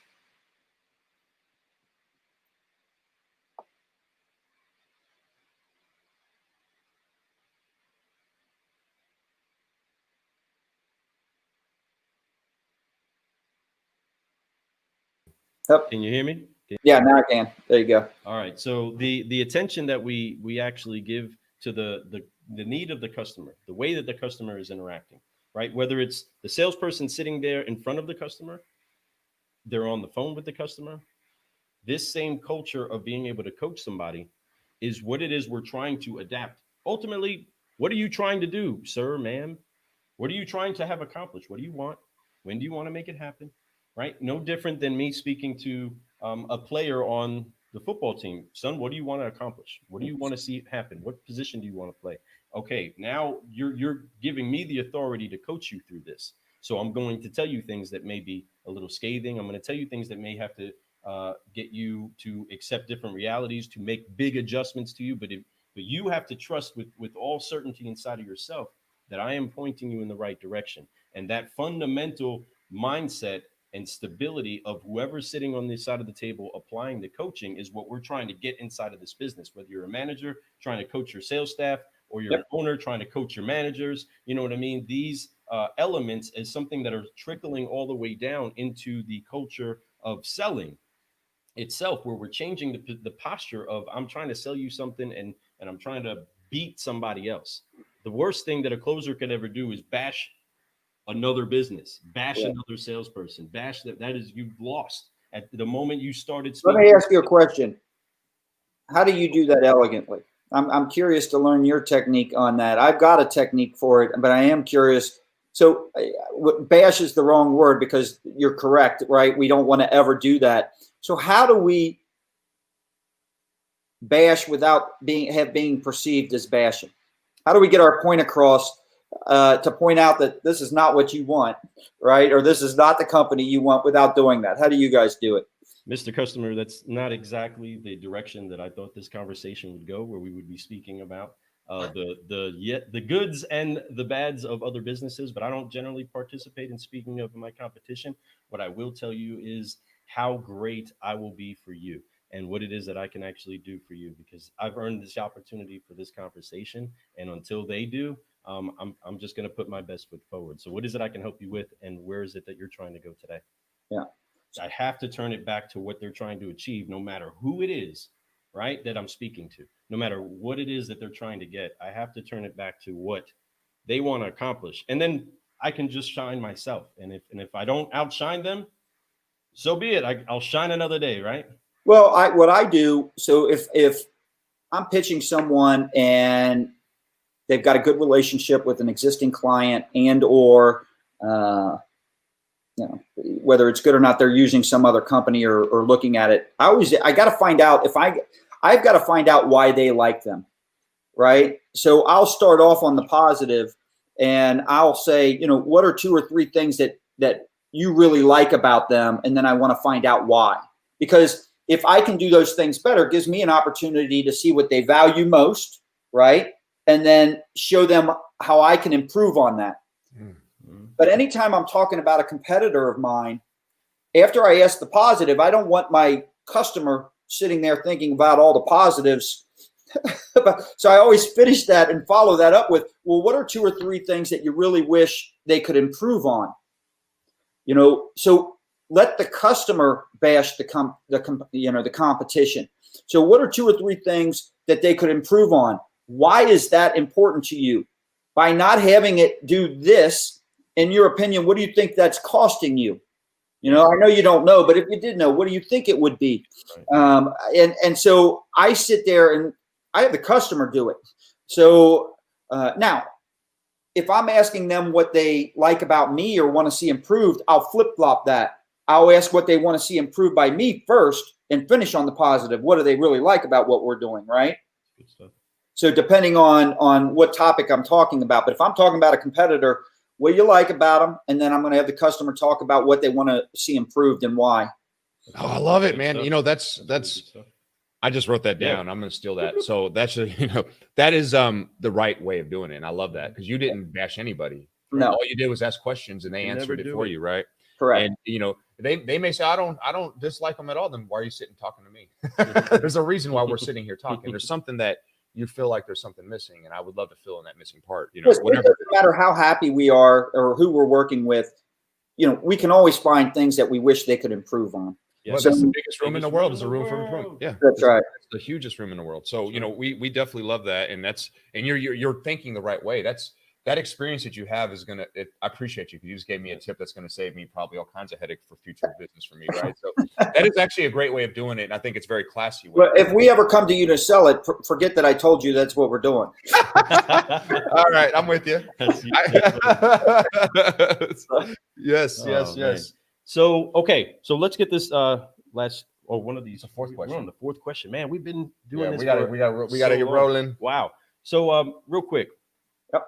what is it that you would say today would be the primary focus that you would say dealers and people inside of the making decision house that they are in their business concerning marketing need to be focusing on right now? What would you say as far as bringing it out here? Okay, ladies and gentlemen, car business, car world, this is what you guys need to be focused at, dealer. Based off of everything that I have seen and done, you need to be looking at this. What would that be? I think they're digital. They're paid advertising. They're paid search. They're display. They're paid social. I think one of the challenges that we have is a lot of the dealers and general managers know a surface level of information on that. And I don't know if you're ever going to get it. There's a lot to learn when it comes to digital on what makes it click. You know, if you want to crack that code. And the challenge that dealers have is they're not willing to go through what it takes to really learn that. And I get that. There's a lot to do. So they hire people. And then they have the confidence in their internet marketing manager, e-commerce director. And we work with several really good ones. And then there are a lot that don't know that much. And so, but they've got the full confidence of the GM because the GM doesn't want to mess with it, doesn't know it themselves. And so it is important that if you're not going to be the person that really dives in and understands the numbers and the metrics, that you make sure that the person that you're relying on to give you that information knows exactly what they're doing, right. Whether that's thorough training. You got to elevate that person up. And so one of the challenges you'll have there is, you know, as a company that's selling, say, digital marketing to a dealer, is the GM and the dealer, they want to keep growing, right? They want success. They want to improve. They want more leads, more traffic, more sales for the same or less ad spend. But the guy that might be setting all that up, he may not get paid on the bottom line. And so to him, he's sitting there thinking, well, I've already got this good relationship with this one company. If I got to change, it's going to be more work on me, and it doesn't impact me. Everything's running smooth. The GM seems happy, and so that's a dynamic that if you want true growth as a dealer and GM, you've got to either dive into this and really understand it, or you've got to make sure the person that you've got is as good as you think they are. That's right. And that's a great tip because that's exactly it. If you can't hire people that can, right? And make sure you could trust them. Make sure that those people that are doing the training who are masters at that are true masters. Because there's people out there that talk the talk, but they don't necessarily walk the walk. We all know that. We've seen it. I've seen it a lot. And the thing, and it's sad. It's not like that just in the car business, folks. It's like that in the world. It's everywhere. Right. So, when you have the right people in place that can do that, fantastic. If not, educate yourself. Get your brain going and learn how to do this. To be honest with you, is it complicated? It is, but is it really complicated? It's not. It's just work. It's something that if you constantly educate yourself, you put that 30 minutes a day to learning how to do this. And if you do it every single day, you become a master at it really quick. And you can understand what's going on. But understand, people, you're an owner, you're a GM, whatever you are, you're a busy person. I know your hands are in all kinds of stuff. You're making sure this is going good. You're making sure the people in the back office are not fighting with each other. There's so many things that you have to do throughout the day that having the right people in place is key. Having the right culture in place is key. Having a good training company, like a marketing company like J&L Marketing, come in and help you out is huge, and stuff like that. So make sure that you're reaching out and you're looking for the right people. In this business, we've all been through a lot of fun stuff. We've all been able to help people. We've been able to teach people things. We've also been able to learn. One thing that we all have is some rewards from this business. Yes. Now, speaking of that, this is our fifth question for you, our fifth and final question for the 5-liner. And the fifth question I'm going to have is, what is your greatest reward from doing this job? From being in this business, from doing what you do, what has been the greatest reward? Probably seeing the impact it's had on other people. I mean, it's easy to say that from a customer standpoint, but really, I think it just from the people I work with. Some people have really done well, and I never really sit back and think, oh, look what's been created because of all this. But it does give me great pride and joy to see these people enjoying their lives to a certain level, they've achieved certain levels of success that, I can remember back when I first started, there's a good 10 people I could rattle off right now that when we started all this stuff, there's probably no way anybody thought any of what we have now would have been, was probably not in the thought process at the time. And so it's great to look and see the impact of how we all impacted each other. I think that would be that is a great reward to have, and that's something that you'll always remember. This business has brought a lot of amazing things to a lot of people. This business is unlimited income. This business is unlimited networking. This business is unlimited fun. Is there stress that comes involved with this job? Yes. But folks, tell me a job that doesn't have stress. Come on. Yeah. Tell me one. If you could find that one job, let me know, because I guarantee if it's out there, you don't get paid much. Sales is a very hard, high-paying job. It's also a very easy, low-paying one. Oh my God, I love how you put that. I've never heard it that way. That is. I'm writing that down. Oh my God, I love that. So it's exactly that. It's those two things. I love it. It's something that we all find a way to value, and sometimes we don't always value it the way that we should. And the great thing about every single day is we get the opportunity to get focused and fly together. We get the opportunity to keep growing. We get the opportunity to brew with solutionaries. We get the opportunity to build relationships over revenue every day. And one of the most valuable things that I have inside of my experience in the car business is the relationship that I have here with Fred, the relationship that I have with other great car guys. And that at the end of the day, when we're done beating our chest and we're done being the champions that we are, we actually get to look around and be like, man, this guy that I give so much crap to, I love him. And man, my life is so much better because I have them with me. And I'm so grateful for the opportunity that we've had to be with you during this 5-liner and get to know you so much more. And there's so much more to go. We're going to have so many more conversations in the future. I can see it. I can hear it now, and I'm excited about it. Thank you so much, all you solutionaries that have been chiming in, giving us some great comments and content. You have dropped so much inside of this brew, and we are not done with you. Like we said earlier, folks, he shouldn't have told us that today he doesn't have much. And to be honest, we do have some time left, and we got a little bit more. I know you're a busy man, but this fresh news is not near as long as this 5-liner. So definitely not. I'm not even going to go to the commercial, like the little video break. we're going to go straight right to the to it. fresh news, man, Let's because just I make know the that time switch. is valuable. It is Switch it. election day. I know you probably do want to get that first bourbon of the day for Get today. you going. I am going to do one, but it's going to be at 6 o'clock tonight when I start tuning in to see what's going on. I agree right. with you. He is CGC See approved. approved. That's Get right. some. Car Guy Coffee approved. That's what we have here. Scott Joseph, Car Guy Coffee approved. Welcome. Man, welcome. so here comes the fresh news, folks. Fresh news Here we go. is all about Scott. Now, Scott has his hands in a lot of things. He owns, I believe, 3 different dealerships right now, right? You got your hand in 3 of those. You got one in down in Tennessee. You got one in over in Missouri. Is that right? 2 in Missouri. I've got Cape Girardeau Honda, West County Honda, which is in St. Louis, and then Johnson City Honda, which is in Tennessee. Well, congratulations Nice. on those 3. That's huge, and they're Honda stores, correct? Yes. Man, and Honda is a great product. I'm sure you're very proud of that product, and so is Honda, Very right? And so are the salespeople. They're But good dealerships to own. yeah, and I guarantee it. And I'm glad that you're doing that. He also has his, obviously, with J&L Marketing. He has the move, crush, count. He has so many things. D-Win. He has the 4th box going on.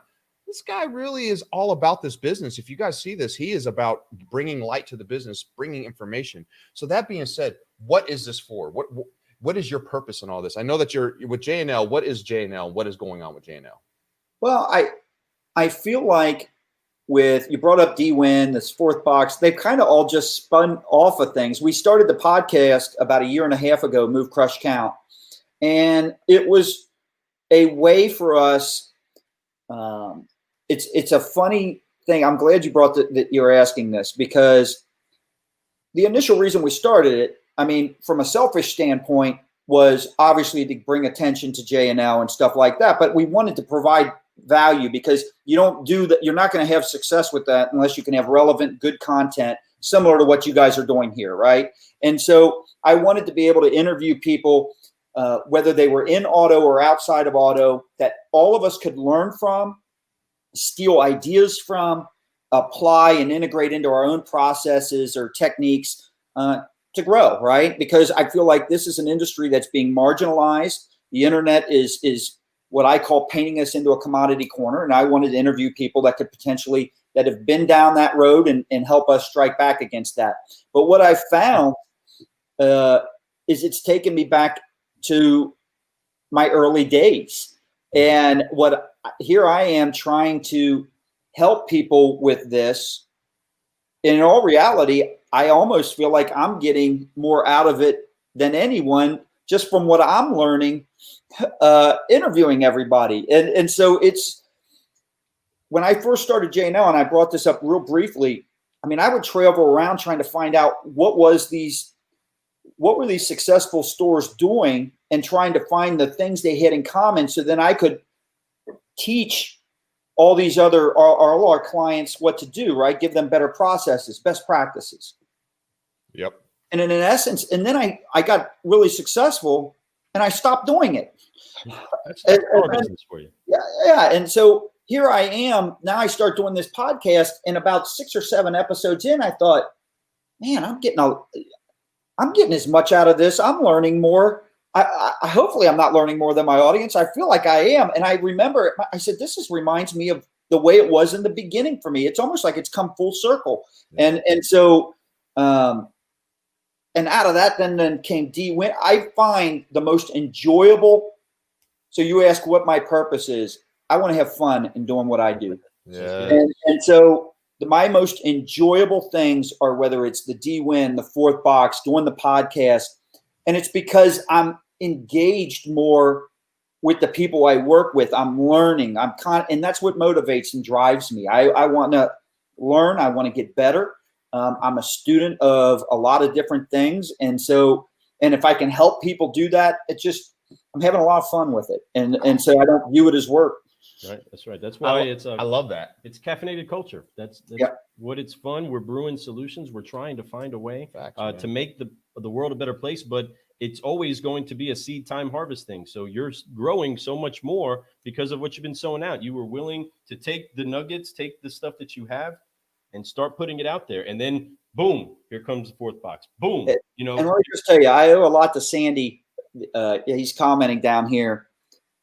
Yeah, I probably wouldn't have started my podcast. He invited me up to do his. And so I did it. And, I'm coming up with all the bullshit excuses as to why I haven't started mine yet. Well, I've never done it. I really don't know what I'm doing. Yep. He goes, just do it, which is, Out there. everybody that's successful, that's their advice, right? Quit thinking Do about it. it, do it, right? And I don't know how many times I've advised or given that opinion to others as well. And finally, I just did. My son came along, took off the technical burden off of me and started helping me with it. But what we're doing with D-Win and Fourth Box, all of these are just ideas that have come from just doing it. Yes. You're like, heck, we should do this. Why can't we do this? And it keeps elevating. So it's been outstanding, man. And it is literally, I've had more fun in the last 2 years than I probably had in the previous 10. And I could see that. And I know, we know exactly what you're talking about. We learn so much from our interviews. You educate, you thinking that you're going to educate other people, but then you're sitting here going, oh my God, what an idea. What do I write this down? Well, I love that quote. I love this. You become enthralled by that whole mentality that other people have. And it makes you feel good that you're not the only one in that club. This is an exclusive club of people doing things. Yeah. And when you're in that club and you feel it and you understand why they're doing it, and it's much like your passion, it gets you so pumped up.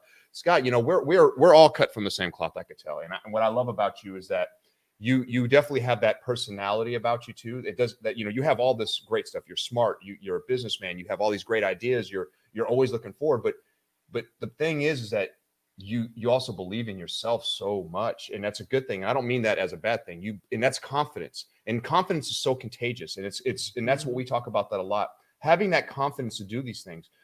Sometimes, like you said, you tell and you advise people all the time, just do it, just do it. Then Sandy tells you to just do it, right? You're like, what? And that's that confidence that was contagious, right? You got it from him. He's like, you know what? I just did it. You should do it too. And you're like, you know what? You're right. That's contagious. That's something that comes about. And that's something when you're a consultant for a dealership, that's the same thing. Folks, you need to do it this way because I promise you it's going to work.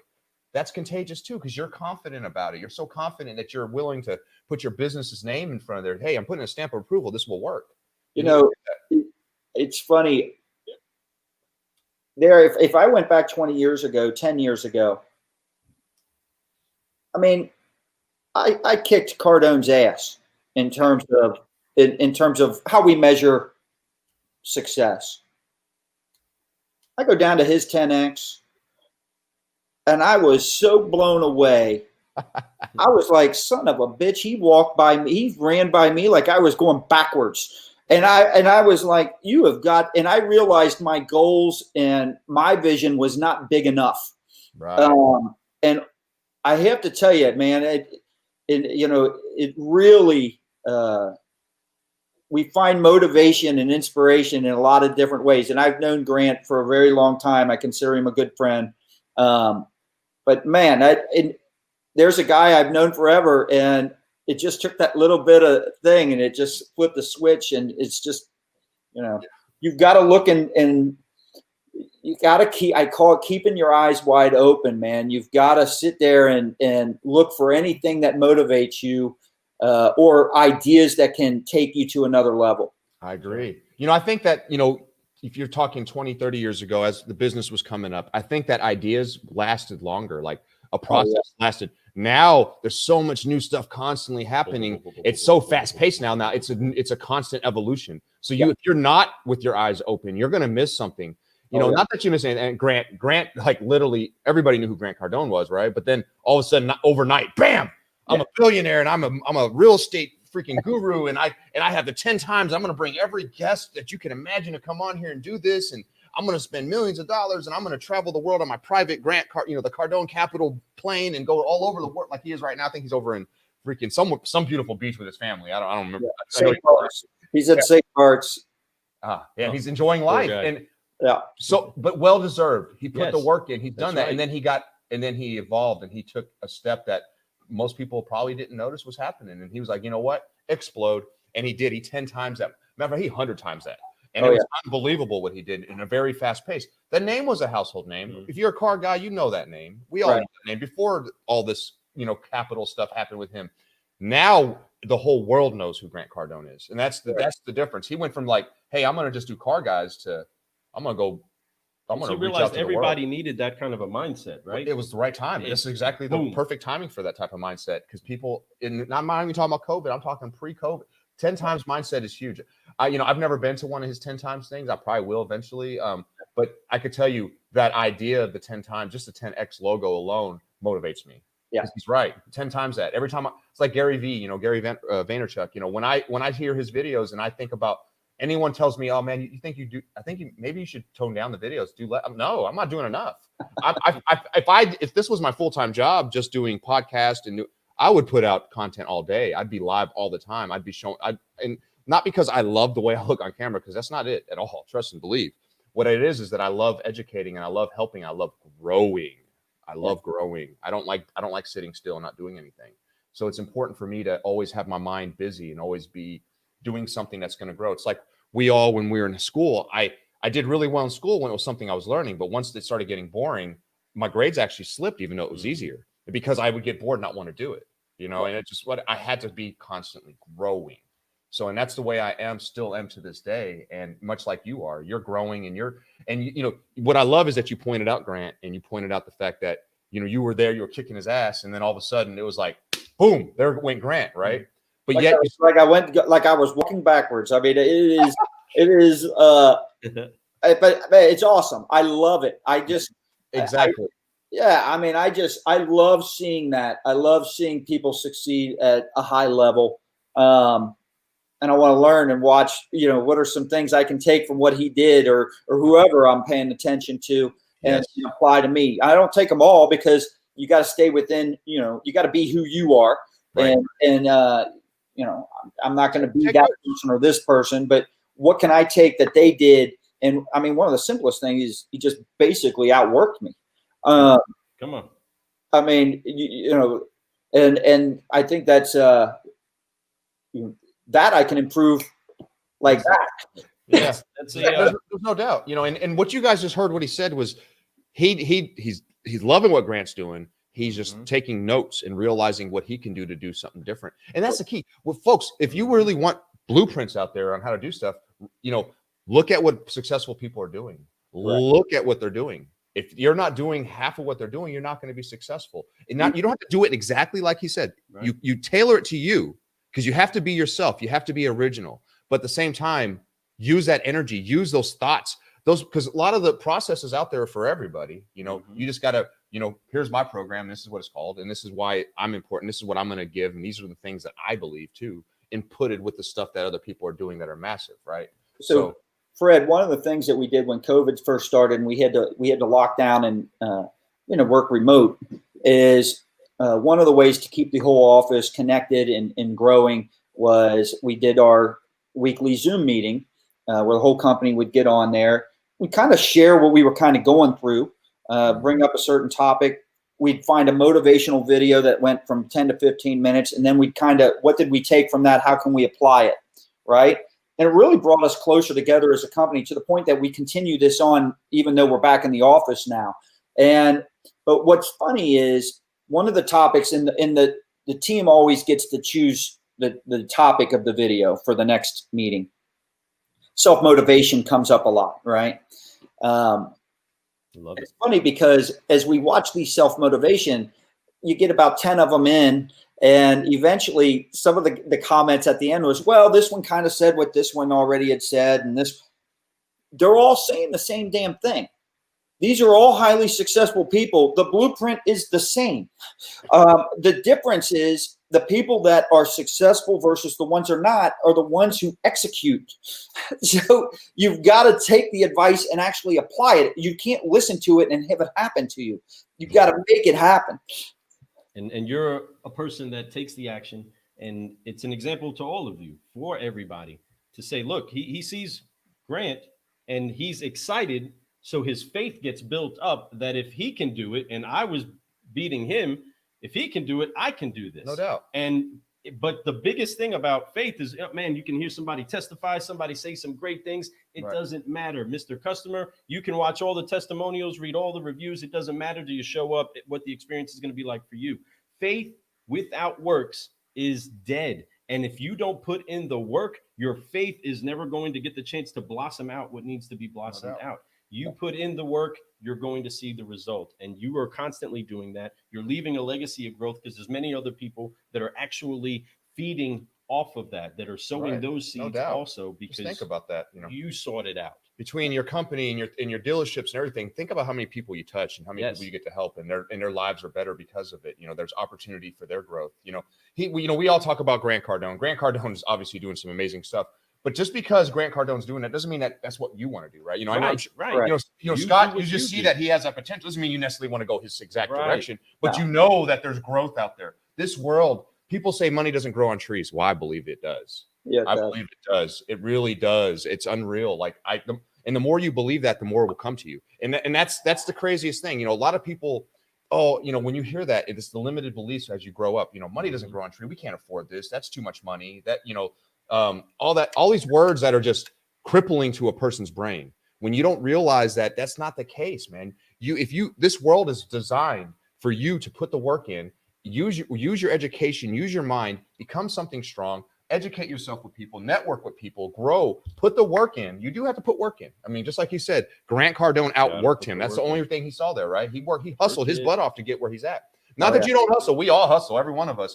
But do we hustle at Grant Cardone level? No, we're more like 5 times. He's 10 times, right? So, but 5 times is better than most people even at that point, right? So that's what we do. And what the thing is that you have to choose your time is better than most. So you're so exactly right, Scott. And that's why the money grows on trees. Yeah, and it does. Sandy says that you married way over your head too, much like he did. So let's just be honest. He married over his head also. And then let's see. He also says Scott and I connected through IG. That's Instagram, while at 10 times doing the exact same thing, reconnaissance. Yes, I love it. And it's a good way to meet, people who go to those things. That's a great networking event to meet other people like-minded that are on that growth frequency, because growth frequency is a great frequency. And when you meet somebody who's on it, you recognize it real quick. You're like, oh, dude, yeah, buddy, I see where you're going with this. And respect, and it gives each other respect. And it doesn't get intimidated. It doesn't need it. What it is you've done it, I can do it. And the greatest thing about the way the culture is shifting, especially in the car business, is that hearts are shifting to be able to say, I'd love to show you how. Where we used to say, you're not looking in my door. Don't forget what it is that you see. That don't pay attention to the man behind the curtain, right? That's how the business used to be. Now it's right here. Here's the answers. You want it? Take it. You got to put it to work. You know what I mean? You got to put it into action. We all want to see each other succeed. If you want to succeed, you need to reach out to J&L Marketing. Seriously, www.jandlmarketing.com. Make sure the and is the A-N-D. So jandlmarketing.com. Reach out to his company. I tell you one thing that they're going to do is they're going to make sure that they're going to sit down. They're going to custom it to your store. They're not going to just cookie cutter it for you. They're going to make sure that what you need is what you need. It's not anything more. It's not anything less. It's exactly what you need to make your store rock, make your business rock, make yourself rock. Listen to his show. Listen to the D-Win, man. I'm telling you, folks, he brings on a lot of amazing guests, to include the subprime hero himself. I had a great time on your show. It really was.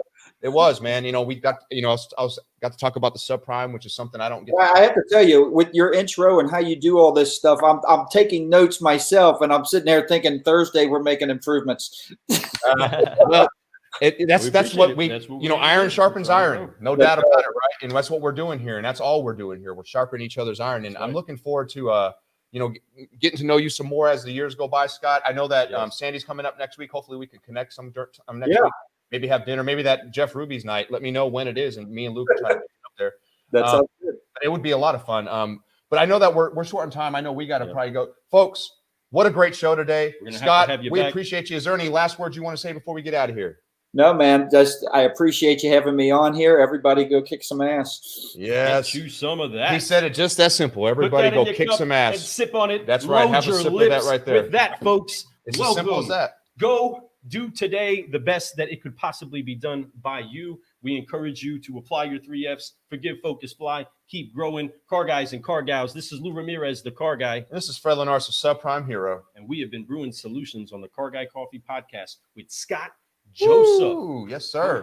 You better move, crush, and count. Move, crush, and count. What? Yes. Move, so crush, thank y'all very much. You guys have a great day. We're going to end it with this video. You guys have a good one. When we get we may be back after the video. We may not be. If we are, we'll see you then. If not, we appreciate it. Scott, if you want to hang out for a second, you can. If not, I understand. You have a great day, brother.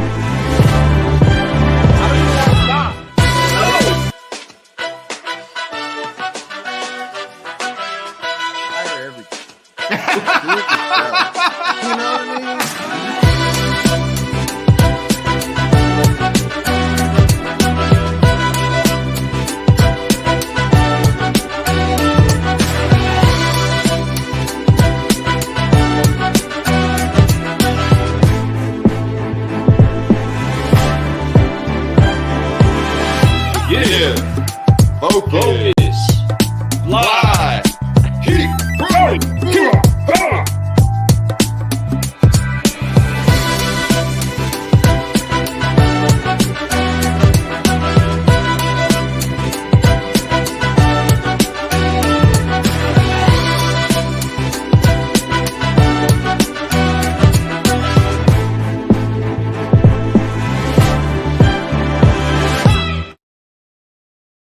All right, y'all. Appreciate you. You guys have a great day. Forgive, focus, fly. Make sure you guys keep growing. Man, that was a lot of fun interviewing Scott. I love that guy. He's got such a good personality. I can't wait to sit down and actually talk to him, have a couple bourbons with him, and smoke a cigar with him. You know what's up. You guys have a good one. We will see y'all soon. Make sure you guys get some of this Car Guy Coffee, www.carguycoffee.com. You know what's up. Holla.